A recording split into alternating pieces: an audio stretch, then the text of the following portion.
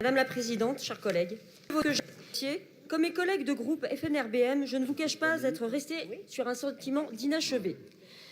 Vous nous annoncez un plan d'intention à la rigueur, mais certainement pas un plan d'action.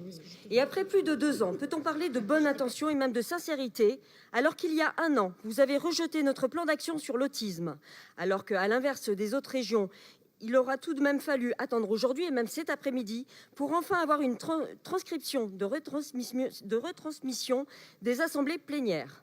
Alors qu'il n'y a toujours pas de spot publicitaire de la région en langue des signes, ni de transmission audio du site régional. Voyez-vous, Madame la Présidente, s'il y a 5 familles de handicap définies par la loi, ça n'est pas pour rien.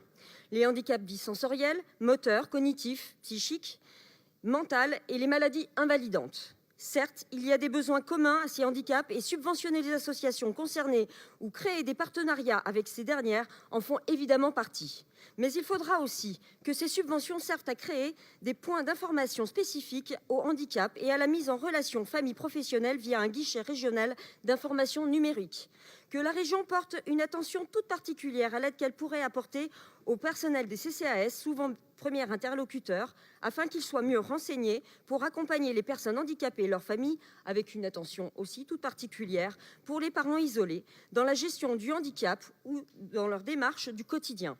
Qu'il y ait une charte de délégation de compétences avec les départements sur le maintien des transports et l'accessibilité aux transports pour garantir en campagne et en ville la liberté de déplacement aux personnes à mobilité réduite qui doivent avoir les mêmes droits d'accès aux soins, aux équipements, aux associations, aux services d'assistance. Et lorsque vous parlez de réduire le chômage chez les personnes atteintes de handicap, comment y croire au vu du taux incroyablement élevé en Occitanie ? Tous différents, les handicaps nécessitent avant tout une prise en charge différente. Nous serons donc bien plus efficaces si nous tenons compte de leurs spécificités. Prenons pour exemple le handicap sensoriel, qui se caractérise majoritairement par une déficience visuelle et auditive. Ce type de handicap peut entraîner des difficultés de communication et d'intégration sociale de la personne touchée, qui doit donc développer d'autres moyens de communication et d'information pour s'adapter. C'est en cela que nous devons les aider spécifiquement.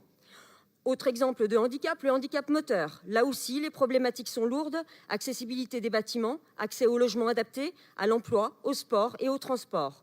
Vous parlez de travaux de mise en accessibilité des bâtiments ? Très bien, mais un audit d'abord. Ma collègue vient de vous parler de l'Université des Lettres de Montpellier. Je pourrais également vous parler de la non-exemplarité de la faculté de biologie. Et encore, s'il n'y avait qu'elle. De plus, et c'est ce qu'il en est ressorti de la commission Solidarité, nous regrettons qu'aucun véritable plan pluriannuel de